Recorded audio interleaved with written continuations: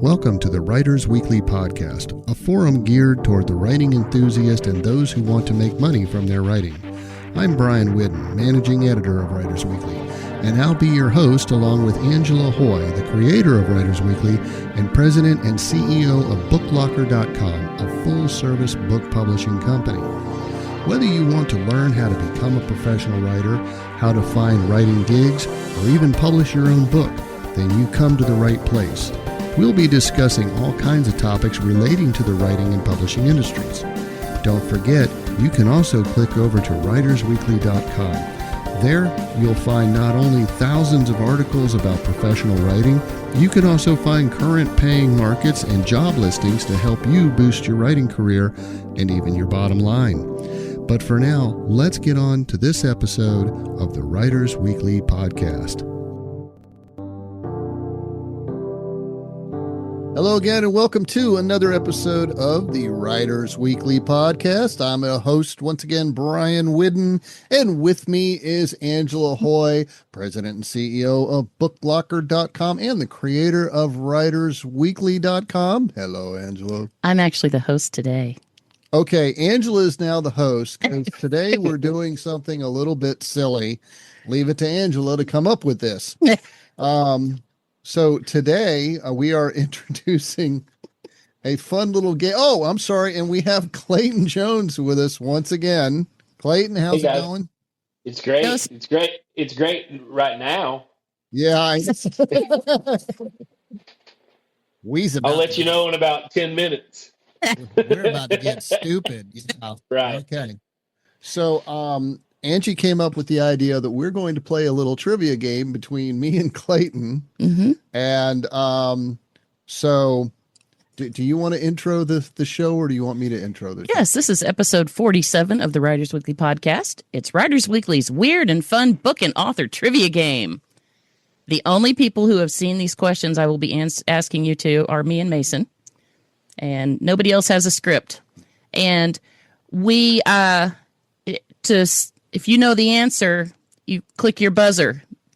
Brian and Clayton each have different buzzers. So, Brian, do your buzzer so readers to know which one's you. Good. And Clayton, your buzzer. Clayton's got a little wetter one. Yeah. I tell you what. Hold on. Let me. I'm gonna switch mine to something just a little bit more distinct. He said stinked. Did you hear that? Yeah. Mm-hmm. Okay. So distinct. So Brian's buzzer. I think you mean distinct. Okay. So Angie, what are the rules of this game? How are we going to play this? If you know the answer, click your buzzer. Okay. And I will be keeping score. Whoever gets the most correct answers, and whoever wins today's trivia game, what do I win? Wins $100. $100? Yeah. Wow. Yeah. All right. You can buy some chicken feed. Well, are you ready with the theme music? I am. Then, ladies and gentlemen, let's play the Writers Weekly Weird and Fun Book and Author Trivia Game.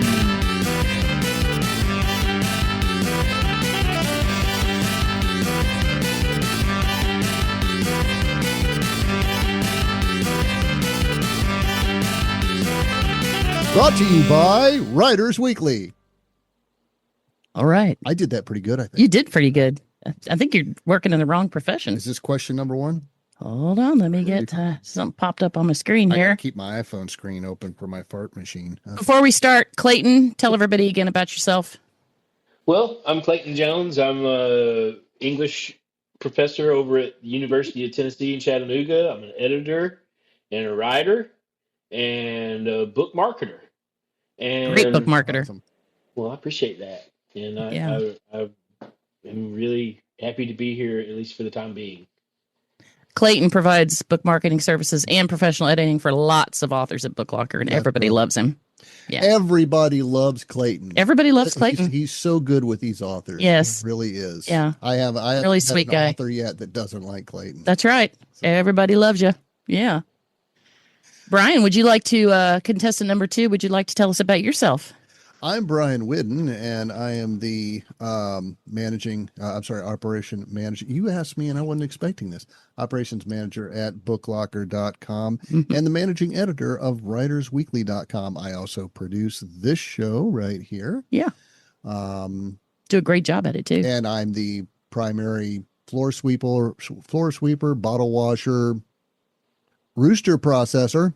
Mm-hmm. Oh, yeah. We're having a barbecued Benedict tonight. Benedict the rooster is no more. Yep. Benedict was humanely euthanized because he attacked me just one too many times. And have you noticed that the chicken enclosure is very quiet now? Yeah. They hardly make a sound, and nobody's screaming and screeching and getting chased around, and their feathers are starting to grow back. Right. He was defeathering all of them, but we never saw him mount one.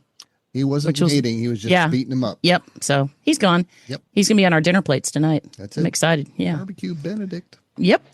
All right. Let's get ready to rumble. Are you ready, contestants? Do you have your buzzers available? My buzzer's ready. Mm-hmm. All right.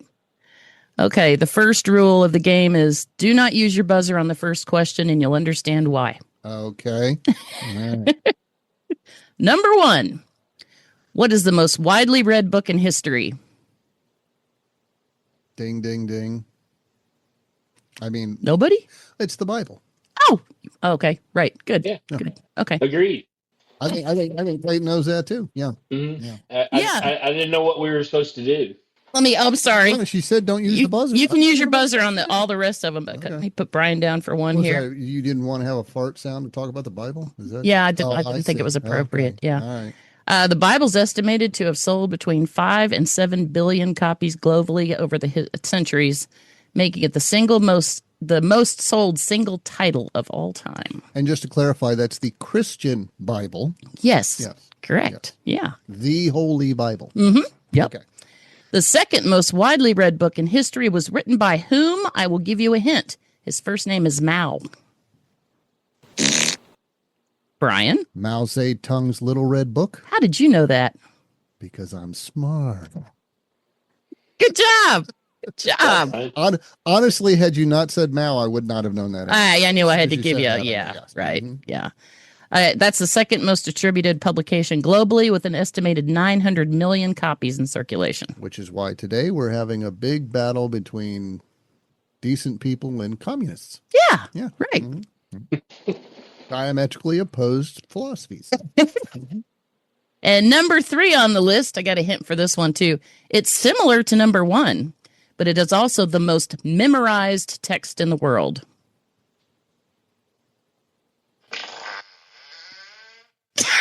Clayton? The Torah. That would make sense. The Quran has distribution estimates ranging from 800 million to 3 billion copies globally. Okay, about half as many of the Bible. One where they make you memorize everything. Yeah, but it's the most memorized text in the world. Okay. That was close. You were close. You were very close. There are numerous books with identical titles online. I tried to find the most duplicated book title in the world. There's 50, 60 books with the same title. Mm. I had no luck pulling that up. But what I did find is the most words in nonfiction books that appear in the titles are new, report, and study. Thought that was interesting. Yeah. And the 3 most commonly used words in fiction book titles are revenge, twilight, and shadow. Interesting. Yeah, it is interesting.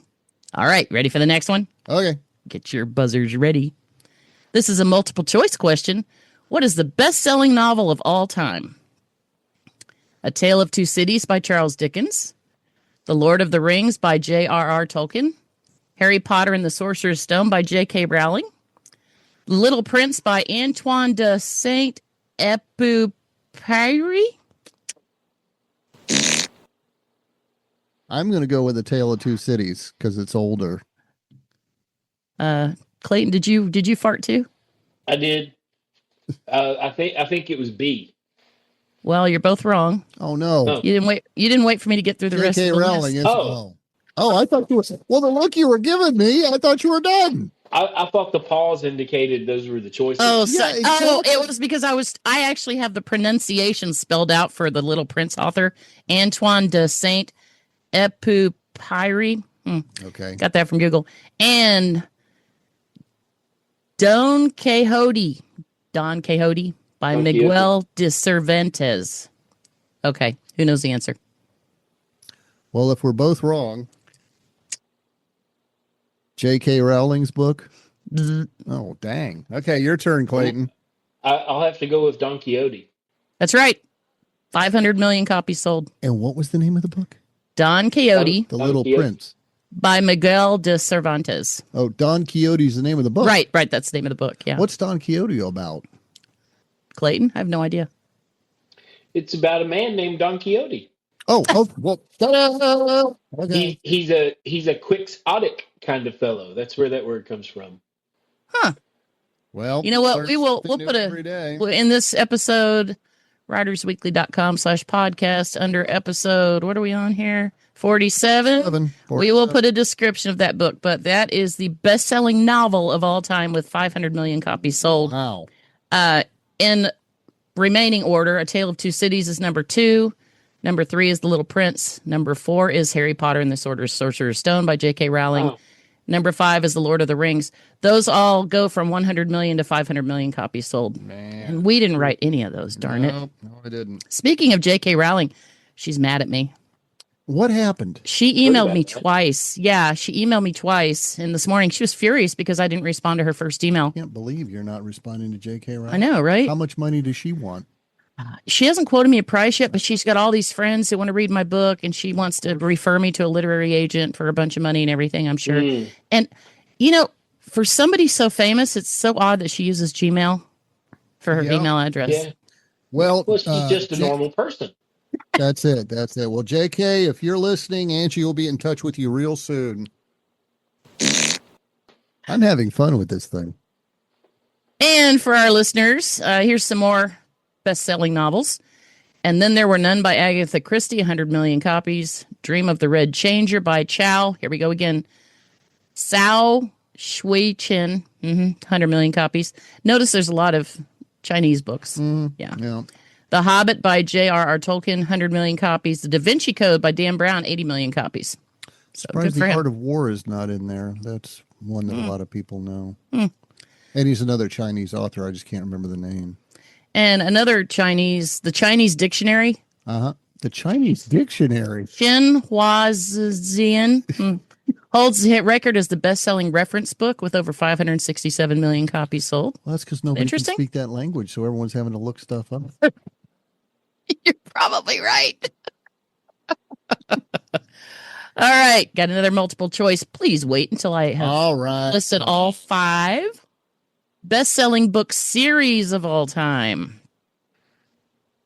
Goosebumps by R.L. Stine. Man, my kids were addicted to the Goosebumps books growing up. And the Berenstain Bears by Stan and Jan Berenstain. I read all those books to my kids when they were little, over and over and over again. Diary of a Wimpy Kid by Jeff Kinney. Our boys also read all those. Perry Mason by Earl Stanley Gardner. And Harry Potter by J.K. Rowling. Which one is the best-selling book series of all time? Oh man. What was A? Goosebumps, The Berenstain Bears, Diary of a Wimpy Kid, Perry Mason, and Harry Potter. Brian? Okay, I get first shot. Goosebumps. Bzz. Oh, dang it. I'm Go going to ahead, go Clay. with The Diary of a Wimpy Kid. Well, no. Diary of the Wimpy Kid sold half as many copies as Harry Potter by J.K. Rowling. Wow. Okay. Hey, Brian, you picked I would. you were correct on the last question, but you said the wrong name on the wrong question. So in this order, Harry Potter, Goosebumps, Diary of Your Wimpy Kid, and Perry Mason, both of those have 300 million, and the Berenstain Bears 260 million. So, all right, got another one. 5 choices. This is an interesting one. So there are book series that are regularly updated, like every year, you know. So here are your 5 choices. Which one of the regularly updated book series is a bestseller year after year? Webster's Dictionary, World Almanac, Betty Crocker Cookbook, Guinness Book of World Records, and Merriam-Webster's Collegiate Dictionary. Da, da, da, da, da, da. Oh, Clayton. Let's go with the dictionary. Zzz. These are really hard questions, Brian. Oh, they get easier. It's really interesting stuff, though. Okay, yes, Brian? The almanac. Nope. You know, all these books are kind of like serious, dictionary, cookbook, and everything. Yeah, I know. The actual number one regularly updated book, sales-wise, is the Guinness Book of World Records. 100. See, now, if it was 1970, I'd have said that. But I don't know anybody now that reads the Guinness Book of World Records. Do you, Clayton? Anybody? No, I mean, I haven't even heard. no. Nobody cares anymore. Yeah, exactly. Yeah, Right. it's all been done. Everybody's done it. Yeah. Now, these are Everything's just a repeat. You It know. really is. Right. Yeah. I stuffed 5 more marshmallows in my mouth Yeah. than the last guy did. That's all. Yeah. Yeah. That's all it is. You're all gluttons. There's nothing new under the sun. I have to say, though, if I had to pick to read one of those books, I would have picked the Guinness Book of World Records versus dictionaries and a cookbook. Well, and hence my point. Right. Yeah. Nobody really cares about that stuff. Angie does, but that's just Angie. Hey, authors like this stuff. So Guinness Book of World Records, 115 million copies. And let's see, Webster's Dictionary, 100 million. World Almanac, 82 million. Betty Crocker Cookbook, 75 million. And Merriam-Webster's Collegiate Dictionary, 55 million copies sold. So, yeah. All right. This is going to be fun. Okay. All right. There are dozens of novels that have the exact same single word titles. That's a novel with just one name, one word for the title. Yeah. Contestants. Which one of these one-word titles is included in the top 5? I'm going to give you 3 choices. Diary, Lust, or Secret. And these are one-word titles. One-word book titles. Diary, Lust, Secret. Oh. Brian. Everybody likes lust. Ding, ding, ding, ding. Clayton, you got to have that phone ready to go. Right? Yeah, you do. Just Yeah, they were ready to go. racing for the microphone there.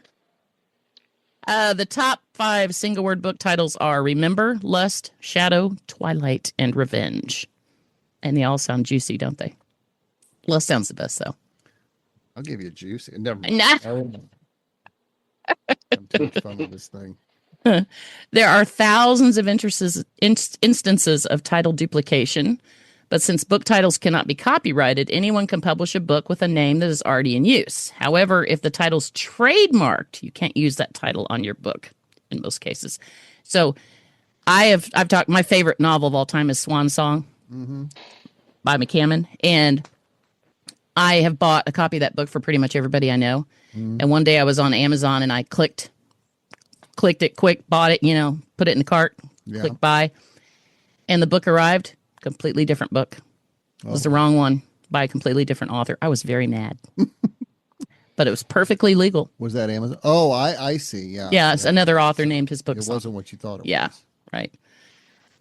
So I found some other interesting tidbits. There are more than 400 books with variation of the X's daughter in their titles. The letter X, apostrophe S, the X's daughter. Isn't that weird? 400 books. That is weird. Yeah. So people use the phrase "the ex's daughter" in their title, and there's that many that did it. Crazy. Yeah, but 400. 400 of them. Yeah. Wow. Yeah. Title duplication is also very common among textbooks. Okay, I'll give you an example. Elementary algebra. Yeah. Okay, there's probably thousands of books called elementary algebra. And I'm like, who did algebra in elementary school? Yeah. Well, yeah. That was the sample that it gave me. When 2 well-known books hit the market with the same title, it's a phenomenon called accidental twins. Isn't that interesting? They actually had to make a name for that. Yeah. Wow. In 2013, 2 highly anticipated novels hit the market within a single week of each other. They were both called Life After Life. Okay. Kate Atkinson's version is about a woman who dies and then is reborn to live her life again. And Jill McCorkle's version of Life After Life is about a retirement community. But they both released identical title at the same time. Basically the same time, yeah. 2 novels by 2 different authors were published in 2004. They were both called Cloud Atlas. The Road, that's a book title, was the title of 2 different books, and one of them, a post-apocalyptic story, won a Pulitzer Prize. Yeah. Yeah. Other accidental twins were The Outsider. One of those was written by Stephen King. And Men Without Women, one of those was written by Ernest Hemingway. Wow. Interesting? Yeah.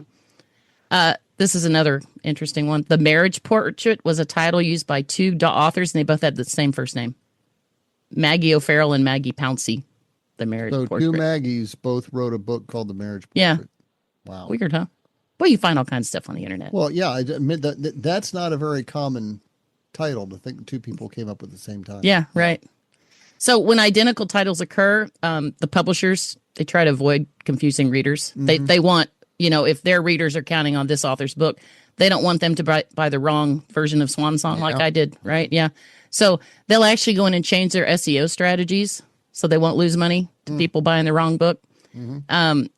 Some might add a subtitle after publication. Some go as far as to republish the book with a different book cover just to avoid confusion. Yeah, so that was interesting. And some of them will issue press releases to distance themselves from the second book that has the same title. That actually gives them press. Yeah. Yeah, so think about it. Might do it on purpose do it on purpose so you get some more press. Yeah. Yeah. Yeah. If the publisher who first published the book under that title sees a copycat, whether intentional or not, sometimes it's an accident, sometimes it's not. If they haven't already done so, they might quickly register the trademark and then send a cease and desist letter to the second publisher who used the title also. However, if the person has already published that book with the identical title, if you register for a trademark after that book was published, you can't go after that publisher that reused the title. Since they used it before the trademark was registered. Well, that's how it works. It's all in the timing. All right, contestants, ready to get back to the game? Let's do it. Yeah. Get your buzzers ready.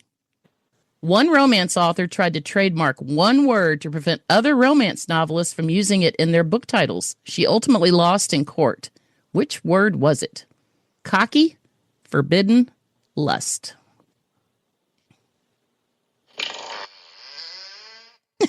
Clayton? I'm going to go with forbidden. Nope. Cocky. Right. How did you know that? You just had a feeling. I remember hearing something about that. Oh, really? It was probably you telling me about it. Yeah. I kind of vaguely remembered something about that. So it's actually an interesting story. Her name was Felina Hopkins, a romance novelist, of course. She trademarked the word cocky for her romance series. Now, usually the trademark office won't let you trademark one word, especially a common word like, cocky. So, and then she tried to stop other romance novelists from using the word in their book titles. The Romance Writers of America and the Authors Guild got involved, and a federal judge ruled that the word can be used in the title of other romance novels. So, interesting, huh? Wow. Yeah. She's pretty cocky. I don't like her. She sent a cease and desist letter to another author, Tara Crescent, who would put cocky in her book title, her romance novel, too. That's pretty cocky. Yeah. Shall we continue? I'm ready to go. Well, I got some interesting stuff from Mental Floss. It's a really great site. I like that site. Which famous talk show host was sued by author Charles Harris? He wrote a pamphlet called How America Elects Her Presidents. And you have 6 choices here.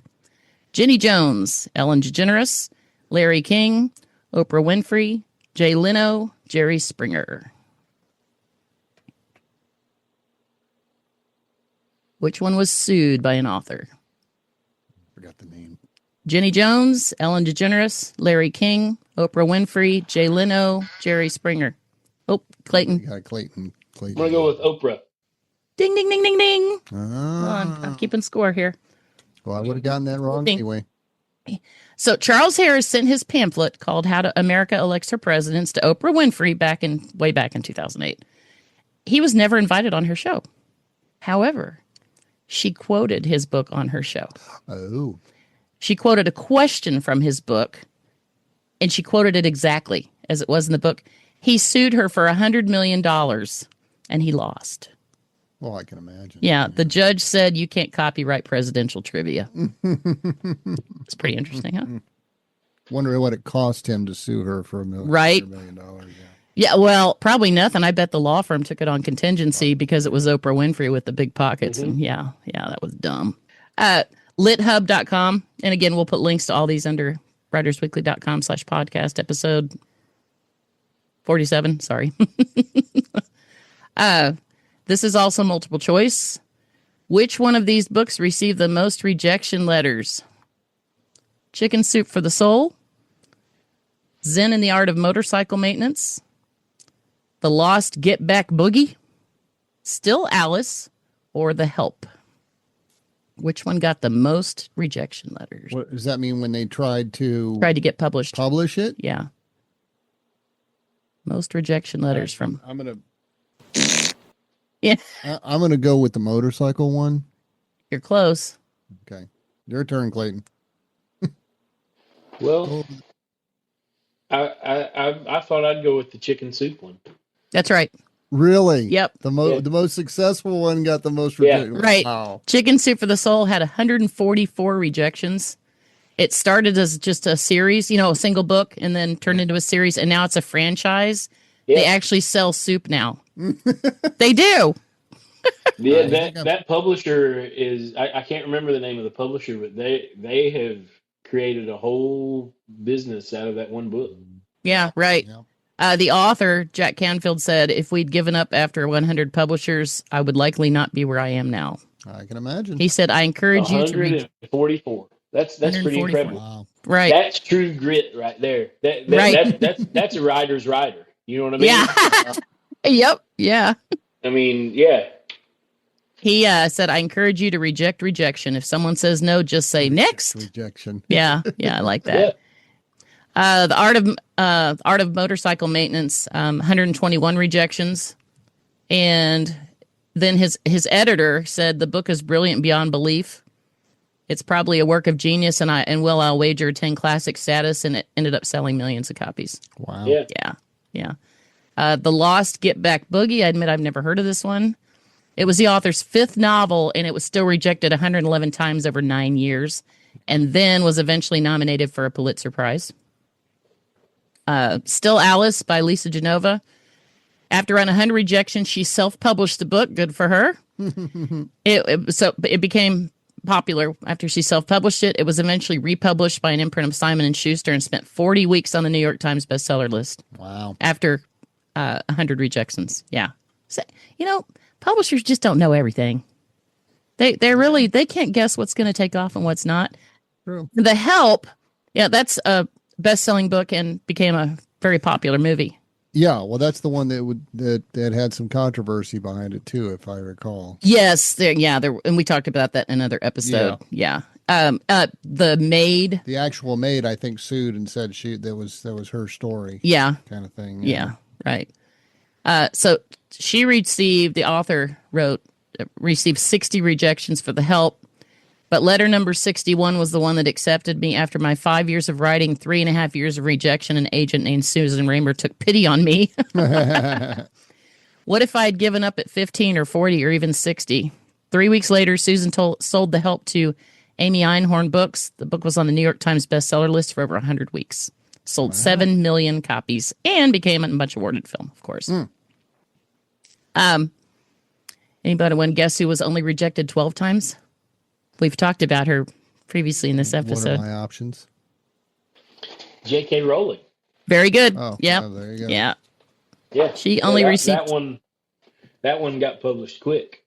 And what's interesting about that is we would give kids chapter books for that age, little chapter books, maybe 80 pages or so. And she came out with these books that were over 600 pages, and they just took off. Yeah. And they really got kids reading. They really did. Mm-hmm. Yeah. Stephen King received 30 rejections for Carrie. He only earned a $2,500 advance. I was reading about it, and the publisher said, we can only give you $2,500. Is that okay? Now, that was for the hardcover, because back then they always came out with the hardcover first. Then for the paperback rights, he got $40,000 advance. Well, good for him. Yeah. Yeah. So I'm not a fan of him. I know. Yeah. No. We lived in Bangor, Maine, and where Stephen King lived, and had one encounter, and just, don't like that guy. All right. These are from BuzzFeed.com.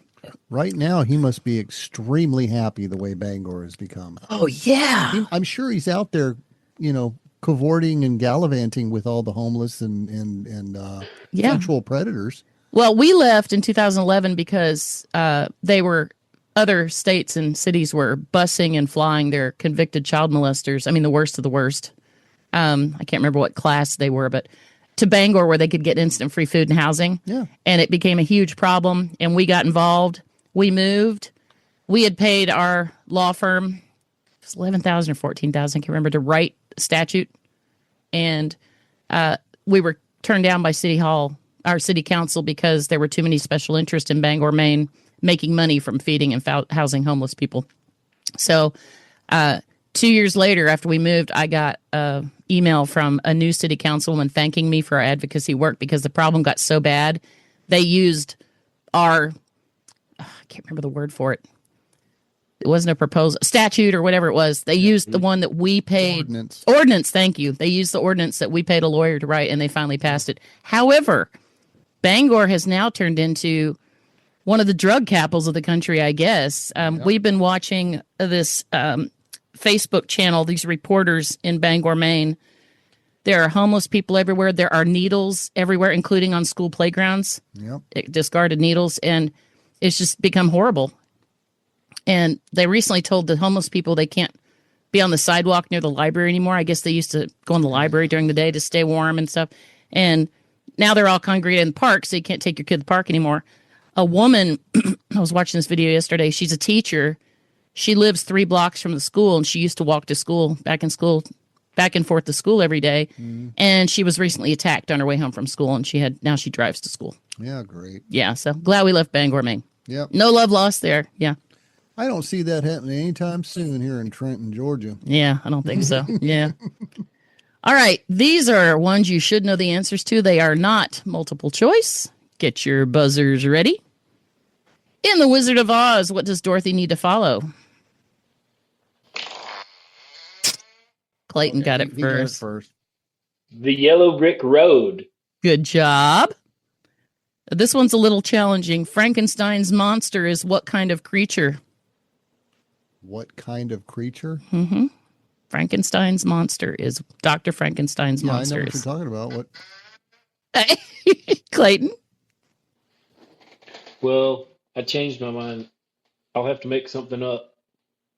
What kind? I know. I don't get together it. Creature. I'll take that. It's a reanimated corpse. Okay. Yeah. Corpse he brought back to life. Yeah, so. Reanimated corpse. Hey, I didn't say they were all going to be great. I didn't know what you were looking for there. Okay. Okay. All right. In what city is Romeo and Juliet set in? Venice? Close. Uh-oh. You even got the first letter right. Verona, Italy. Verona, yeah. You were close. Yeah. In The Scarlet Letter, what letter is Hester Prynne forced to have on her clothing? Clayton? A. And what does A stand for? Adultery. Right. Good job. See, Clayton's been going to church. Clearly, I haven't been going enough. Okay. Okay. What's the name of the whale in Moby Dick? That would be Moby Dick. Good, Brian. We're all tied up here. You've each got 5. Okay. Bram Stoker wrote what classic novel? Yes, Clayton. Dracula. Very good. Isn't this fun? This is a hoot. Hey, I'm glad y'all are getting some answers right. It'd be really awful if everybody got them all wrong. Couldn't get an answer, yeah. Which author whose first name is Agatha wrote 75 novels? Agatha Christie. Good job. Who created 50 unique words for his book, Green Eggs and Ham? Yes. Dr. Seuss. Did you know he was not a real doctor? Yeah, I don't remember what his real name was. It was a PhD. Theodore Seuss, Geisel, Geisel. I don't know. He was an author and a cartoonist. He originally intended to become an English professor and studied at Oxford, but he dropped out to pursue drawing. He adopted the famous pen name partly because his father had always wanted him to pursue a career in medicine. So, if you're a doctor, just call yourself one, right? Draw a bunch of cartoons. I have some more trivia for you. I'm a cartoon doctor. The Epic of Gilgamesh is recognized as the first story ever written. The Epic of Gilgamesh. Okay. It's one of the world's oldest surviving works of literature. It's a Mesopotamian poem about a heroic king's quest for immortality after the death of his companion. It was written on clay tablets and was passed down through generations for millennia before being rediscovered in the 19th century. It explores friendship, loss, and the human condition as Gilgamesh confronts his own mortality and learns to accept the limits of human life. But that's the first, recognized as the first story ever written. I thought the clay tablets thing was pretty awesome. Yeah. Oh, there's not a question on this one? No, I'm giving you some trivia. Dang, I'm sitting here trying to remember who wrote Homer and the Iliad. She's going to want to know who wrote that. Are you Googling on your phone? No, I'm not. I'm keeping my fart screen open. Otherwise my phone goes to sleep and I got to punch in a number. Did it say who wrote that? I don't think they know who wrote it. Oh, okay. Yeah, nobody knows it was. I guess when it's on clay tablets, they don't have a publishing page or an author's dedication. Yeah. Now, I was going to talk about this later, but I'll talk about it now. When they first started publishing books, there were no author names or titles on the covers. That interesting? Really? Yeah. Huh. How do you know what you were reading? I guess you had to open it to page 1. In Charlie and the Chocolate Factory, this is not a question, but it's interesting. Okay. Roald Dahl originally intended for Charlie to be a different race. I'd never seen this before the other day. He wanted Charlie Bucket to be a black boy. His widow, Felicity Dahl, and biographer Donald Sturrock confirmed all of this. However, Dahl's literary agent persuaded him to change Charlie to white, arguing that readers might question having a black protagonist. Isn't that interesting? Gee, I thought it was because they were going to think it was racist having a black kid go into a chocolate factory, but.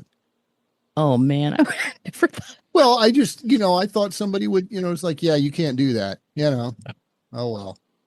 Clayton, got a comment on that? Are you going to keep your mouth shut on that one?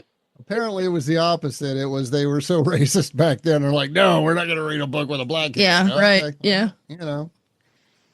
Winnie the Pooh was based on a real bear that lived in the London Zoo. Really? I had no idea. Yeah. Me neither. Yeah. I thought it was completely made up out of whole cloth. Yeah, right. 1984, despite the title, it was written by George Orwell in 1948. Isn't that interesting? 1984, 1948. I didn't know that either. All right, you ready for more? Yeah. Let's have some fun. In Charlotte's Web, what is the name of the piglet? This is multiple choice. Sid, Charles. Oh, Clayton. I think it's Wilbur. Yep, Yeah. it's Wilbur. I Good was job. for you to read them, but I knew it. That's okay. You can jump in early. What Stephen King novel takes place mostly in the Overlook Hotel?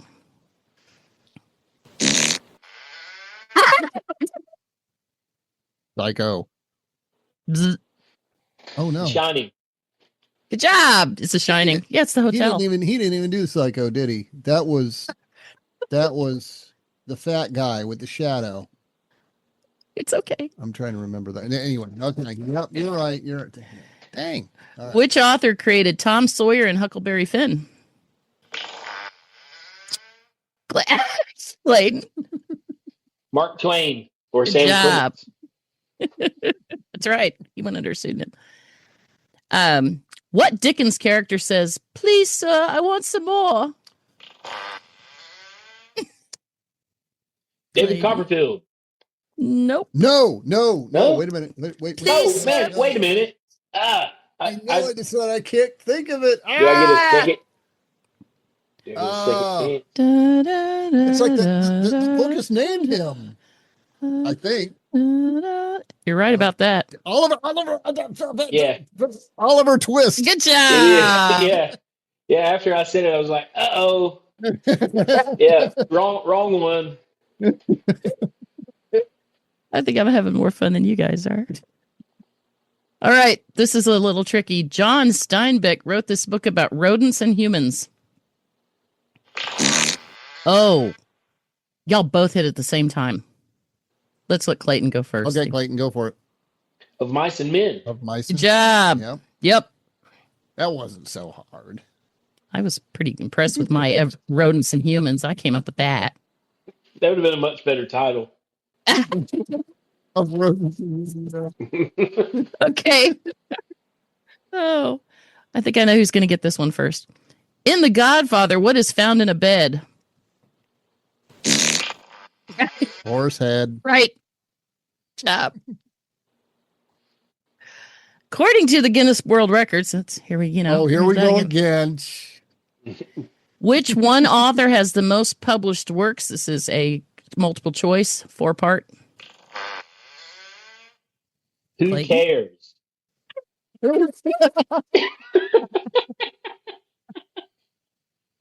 I'm going to buy Clayton a Guinness Book of World Records. Man, okay. All right. All right. Let's start over. Clayton, you're always a hoot. According to the Guinness World Records, which one author has the most published works? James Patterson, L. Ron Hubbard, J.K. Rowling, Stephen King. Yep. It's Clayton. Stephen King. Bzz. Really? Yeah. Is this how many books they've written or how many? Who has the copies most out? published works? Who's published the most books? J.K. Rowling. Nope. You're kidding me. L. Ron Hubbard. I was going to say L. Ron Hubbard, but I didn't think he had that many works out. I thought Yeah. he just had Dianetics, and that was kind of it. Yep. He's the one. You're kidding me. Yeah. How many works does he have?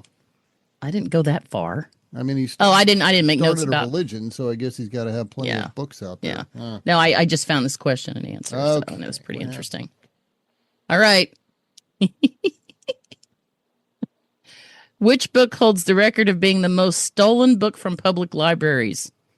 On the Road by Jack The Clayton. Catcher in the Rye. Bzz. Oh, Okay, On the Road by Jack Kerouac. The Sun Always Rises by Ernest Hemingway. The Great Gatsby by F. Scott Fitzgerald. Guinness Book of World Records. Guinness Book of World Records. That's right. is it really? Wow. Well, just think. I mean, what else are people going to steal? You got to consider. You got to consider You know, the who- readership. Yeah, the readership. Right. Which one of these books was not written by George Orwell? Animal Farm, Brave New World, 1984, Coming Up for Air. Clayton. Brave New World. Yep, correct. Boy, Clayton's winning by 2, Brian. You need to I'm sorry. step it up, man. That one. I've That was got. Aldous Huxley. Charles Dickens found his inspiration for Ebenezer Scrooge from where? A friend, a gravestone, a newspaper, a dream. Wow. Yes, I'm going to go with the gravestone. that's correct. Yep. Ah, I actually didn't know that either. Yeah, I've learned so much this week. I just wanted to share. What was the first American novel to sell over 1 million copies? Uncle Tom's Cabin? Nope. Clayton? I think it was The Great Gatsby. Nope. No, oh well. Oh, no, I'm not. I'm ready. oh, you're just getting ready? Okay. Uncle Tom's Cabin, Moby Dick, The Adventures of Huckleberry Finn, To Kill a Mockingbird. Yeah. I'm going to go with Huckleberry Finn. Nope. Dang it. Uncle Tom's Cabin. Well, dang. Name the book that begins with this famous first line. No buzzers. Nope, no buzzers. In the beginning. The Bible.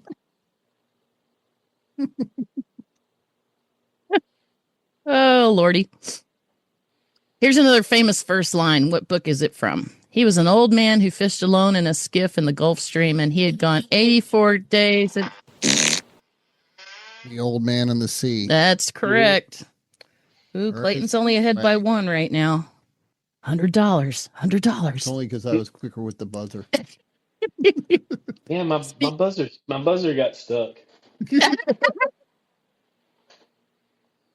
Well, that happens sometimes. Yeah. We're going to have to open the windows down here when we're done. Speaking of old people, this is a factoid, not a question. Okay. Did you know the oldest person to learn to read was 116? Her name was Mary Walker. She lived to be 121. Didn't learn to read till the age of 116. Wow. Yeah. All right. So What is the world's largest library? Yes. I'm going to go with the Library of Congress. Very good. Thank you. Yep, it is. Yeah, we've sent lots of books there. I don't know where they put them all. According to Forbes magazine, this is multiple choice. According to Forbes magazine in 2004, who was the first person to become a billionaire by writing books? Here are your three choices. Stephen King, J.R.R. Tolkien, J.K. Rowling.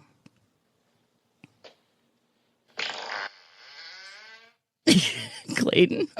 you have to go with Stephen King. Nope. No. Okay, Tolkien. Nope. You're kidding me. Okay. It's the same chick that was mad at me Same this chick. morning. Yep, Yeah. J.K. Rowling. J.K. Yeah. Rowling. Wow. I didn't know she was a billionaire. Wow. Me neither. Maybe I should email her back. You should email back. And if she wants you to pay her some money to help get some friends to help you out, I think you should just go for it. Right. In which country do people read the most books? This is a four-parter. China, the United States, Russia, India.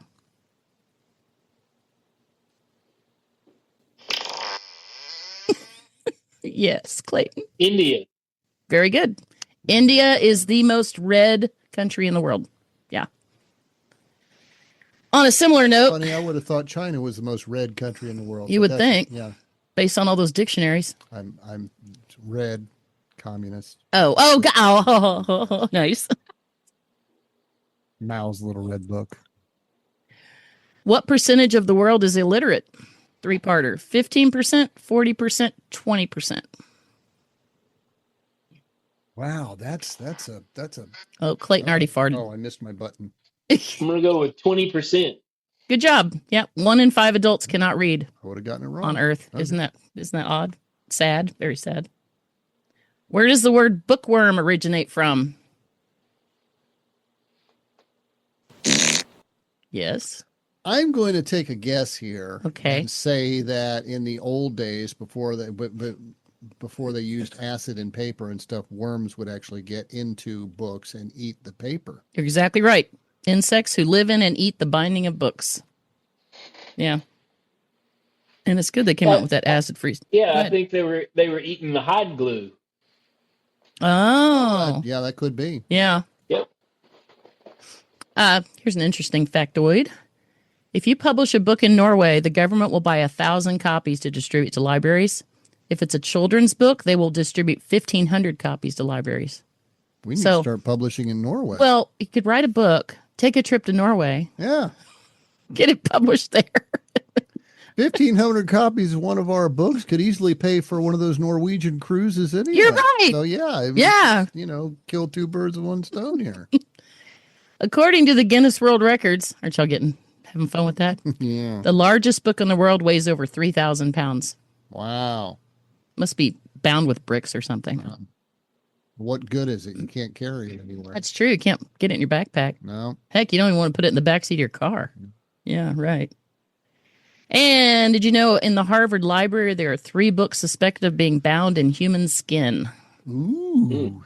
Mm-hmm. All right. Creepy. Got a few more. I know, very creepy. Got a few more questions for you. We're wrapping it up pretty soon. Are you ready with your buzzers? Mm-hmm. Mhm. Mm-hmm. In the United States, are there more libraries or McDonald's? Go ahead, Clayton. I'm gonna say McDonald's. Yeah. Nope, it's libraries. Are you kidding? Really? I know. I was really surprised by that one. Shocked. I am too. I'm Yeah. truly shocked. Yeah. All right. This is a 3-parter. What That's is the kind of a word? good thing, though, right? Yeah. Well, yeah, it Yeah. is, but I'm still shocked. Yeah. They probably count school libraries as well. Yeah, every school's got a library. Right, yeah. What's the word used to describe loving the smell of old books? Number 1, biblicore. Number 2, bibliosmia. And number 3, I just made this up. There is no such word. I'm going to go with C. Bzz. Oh, really? Yep. It would have. Well, What was the first one? First one is Bib- biblical. First one is biblicore, CHOR. Second one is bibliosmia. We're gonna have to Biblio- go with the first one. Nope, that is the distinct scent of old books. The correct answer is bibliosmia. Yeah. Wow. Uh-huh. Somebody actually felt the need to make a word. Do you know there is an actual phenomenon that people who walk into bookstores, some people immediately have to go to the bathroom and poop? It's a real thing. I'll post a link to an article about it underneath this. Under this episode. It's a real thing. Yeah. We know. Barnes and Noble. What, Clayton? I said we know. I'm going to have to go to the bathroom after this episode. All right. I got some more trivia to share. All right. Stephen King tried to hoodwink the book buying world. He wrote a children's book called Charlie the Choo Choo under the pseudonym Beryl Evans. It was published by Simon & Schuster, and then Stephen King quoted himself on the cover with the name Stephen King, and it said, "If I were ever to write a children's book, it would be just like this." Another reason he's a jerk. It was true. He was being honest, but Yeah. he was being dishonest. Yeah, I think that's fraud. So. There are human libraries around the world where you can check out humans as a living book and listen to their stories. I thought this was very interesting. The Human Library is an international organization focused on addressing people's prejudices by helping them to talk to those they would not normally meet. I thought that was really interesting. That's interesting. Yeah. Now, how do you check out a human? I mean, you just take them home, put them in your closet, and then talk to them, and bring them back after 2 weeks. Is there like a card in their back pocket or something? Something like So that. what do you do with the overdue fees? I was going to say, what's the overdue fee for a human? What? Yeah. Lost my That'd be human.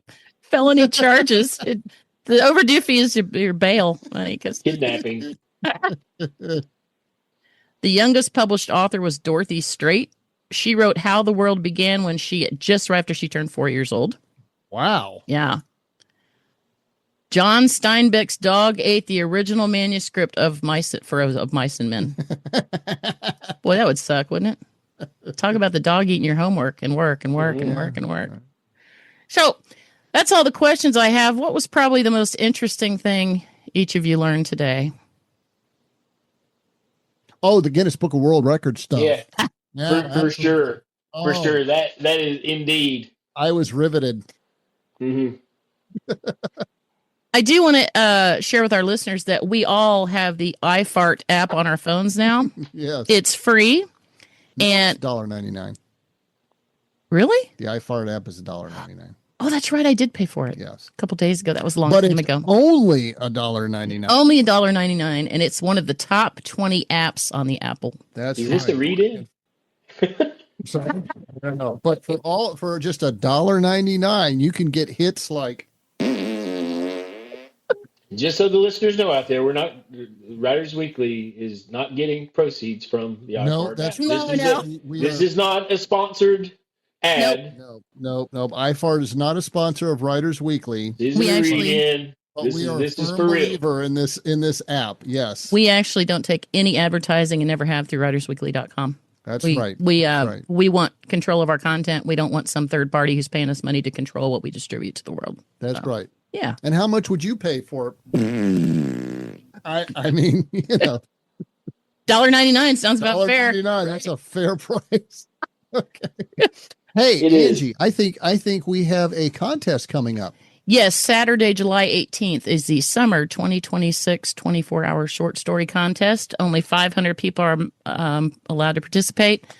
Go to 24hourshortstorycontest.com. We will put a link to that under this episode at writersweekly.com/podcast, episode 47. First place is $300. Second place is $250. Third place is $200, and 100 people win honorable mentions. I wonder what the topic's going to be this time. Well, I'm not going to tell you until Saturday the 18th, July 18th. Yeah. That's right. You got to sign up to find out. So. Yep. Clayton, working on any interesting editing jobs right now? You know it. Yep. Got a few. Quite a few. Yeah. We had another author sign up yesterday that wants you to edit their book. So, yeah. Oh, cool. You're in high demand, man. I do my best. I don't know how you get it all done. And Clayton also offers social media marketing packages. Mm-hmm. If you go to marketplace.writersweekly.com and click on book publicist, you can read all about that. And he's got running a sale right now. So, yeah. Yeah, and there will be a new premium package offering very soon. Oh, great. That includes a Goodreads campaign. Oh, yeah. That's going to be popular. Yeah. And it's going to be first come, got first about serve. 5 authors signed up already for that, and we're about to start launching those. So that's great. Oh, I can't wait to see those. Cool. Brian, why don't you wrap it up?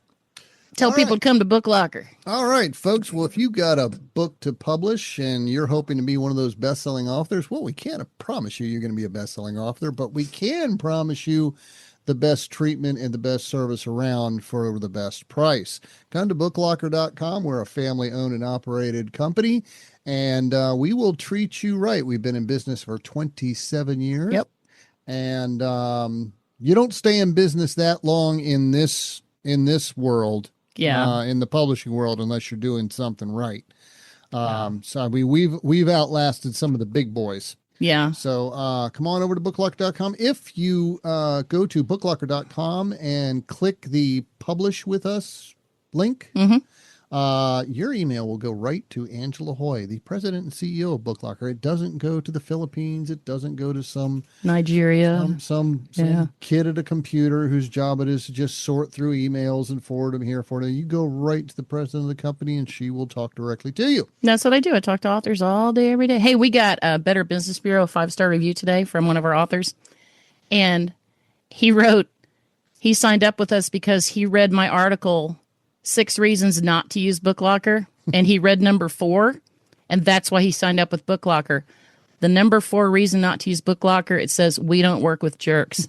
If you're a jerk, please go work with one of our competitors. We only work with nice, professional, friendly people. And there are actually people that will read that and then tell us how offended they were. And then I'm like, yep. It's like, we don't want to work with you. you. We're not going to. There you go. It's the best vetting tool we have, because people that are nice, they think it's hilarious. They love it. But man, we can pick the jerks out. They email me and they're just pounding that keyboard. I can't believe you said you want to work with the jerk. I'm like, well, yeah, that's you just showed your true colors. How we say it. Right. Yes, exactly.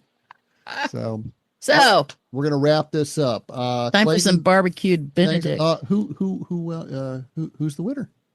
Oh, I'm sorry. It's a tie. It's a tie. You each got 12 correct. Well, gosh, I can't show that to Clayton. Do you have a? Oh, there's the. Can you see all the little? Yep. Yeah. It's a tie. I guess you both win $100 each. There you go. All Or right. we can all go out to a great dinner at what was that place we watched you play at? That was the wood shop. The Wood Shop. I say we all just They have really good food there, don't they? They have yeah. food. If y'all are in the Chattanooga area, check out the Wood Shop. They got great live music and some of the best ribs you will ever their ribs are so good. Face. And they're not a sponsor either. We just loved going there. Yeah, we went there and watched Clayton and his band play and sing. It was awesome. It was a great night. Right. Yeah. All right. Well, Clayton, thanks for joining us. And Hey, I really appreciate y'all having me today. I had fun. Angie, last words. Been a great time. It's always a great time. And now we all have this app on our phones. Yeah, exactly. When the grandkids come, oh boy. Oh, yeah. That's going to be a hoot. Little Jack comes out here. That's going to be a toot hoot. Oh, it's going to be great. It's going to be a toot toot. You're right. Uh-huh. All right, y'all. That's it for this week. We thank you for joining us. Join us again next week for episode 48 of the Writers Weekly podcast. Bye, everybody. See y'all later. Bye.